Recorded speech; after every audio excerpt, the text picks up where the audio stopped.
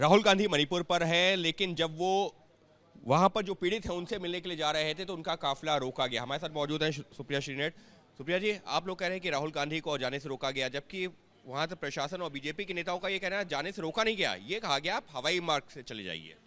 राहुल जी मणिपुर जा रहे हैं और क्यों जा रहे हैं? क्योंकि मणिपुर को इस समय जरूरत है कि कोई उनके साथ खड़ा हो, उनको विश्वास दिलाए, उनको ढांढस बंधाए, उनके टूटे बिखरे सपनों को बिखेरे, उनको यह विश्वास दिलाए कि आप भारत का अभिन्न हिस्सा हैं और इस परीक्षा की घड़ी में हम साथ हैं। कोई गले लगाकर उनको मोहब्बत जताए।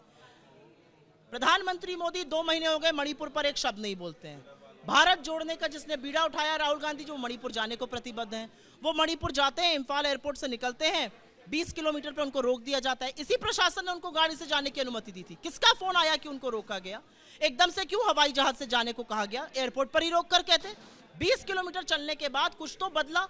और असलियत यह कि जब उनको रोका गया तो वहां के आसपास के लोग, महिलाएं खासतौर से वहां एकत्रित हो गई, क्योंकि लोगों को भी लगता है कि चलो कोई तो है जो आया है, कोई तो हमारी टो लेने, कोई तो हमसे मिलने आया है। और जो ऐसा व्यक्ति है उसको रोककर आप वहां पर उन महिलाओं के ऊपर आंसू गैस के गोले चलाएंगे, ये हमारे देश का हिस्सा है। इनको इस समय संवेदना चाहिए, मोहब्बत चाहिए, प्यार चाहिए। आप किस तरह के तानाशाह, कितनी नफरत भरी है कि आप इतने प्यार से डरते हैं? बीजेपी के नेता तो उल्टा कह रहे हैं। उनका कहना है कि देखिए, राहुल गांधी का विरोध हो रहा था, हम नहीं चाहते थे कि वो एक शख्सियत है, विपक्षी पार्टी के बड़े नेता हैं, उनकी जो है किसी तरह से खतरा नहीं होना चाहिए। इस वजह से ये सवाल पूछते हुए थोड़ी हंसी आ रही है? थोड़ा आपको ये लग रहा है कि ये कितना सरकास्टिक बात है? आपको ये लग रहा है कि कितनी ढोंगी और पाखंडी बीजेपी है? असलियत यह है कि 2 महीने से प्रधानमंत्री ने एक शब्द नहीं बोला है, गृह मंत्री ने पलड़ा झाड़ लिया है। जो साहब आज प्रेस कॉन्फ्रेंस कर रहे हैं वो सुनते हैं मणिपुर के इंचार्ज हैं, दिल्ली में बैठे हुए ज्ञान बांट रहे हैं। इस तरह की बातें बंद कर दीजिए, मणिपुर में विश्वास जगाइए, लोगों को ये बताइए कि हम आपके साथ खड़े हैं, शांति बहाल करिए, उस सरकार को बर्खास्त करिए जिसकी आंख के नीचे 130 लोगों की मौत हो गई है, उस सरकार को बर्खास्त करिए जिसके चलते हजारों लोग विस्थापित हैं। क्या बातें आप लोग करते हैं? बीजेपी ने कहा, बीजेपी तो कहेगी ये, बीजेपी प्रधानमंत्री को नसीहत दे कि मणिपुर पर शांति की अपील कीजिए। जाना प्रधानमंत्री को था, गए राहुल गांधी। लेकिन सवाल तो ये भी उठ रहा है कि आप बीजेपी के नेता का जिक्र कर रहे हैं, उन्होंने प्रेस कॉन्फ्रेंस में संबित पात्रा ने ये भी कहा कि राहुल गांधी जब वहां पर पहुंचे हैं तो वहां पर का माहौल बिगड़ना शुरू हुआ। पिछले जो है हफ्ते 2 हफ्ते में माहौल सुधर रहा था, लोगों की मौतें नहीं हो रही थी, लेकिन पिछले 24 घंटे में एक 2 घटना भी हुई है। आप इस बात को मानते हैं?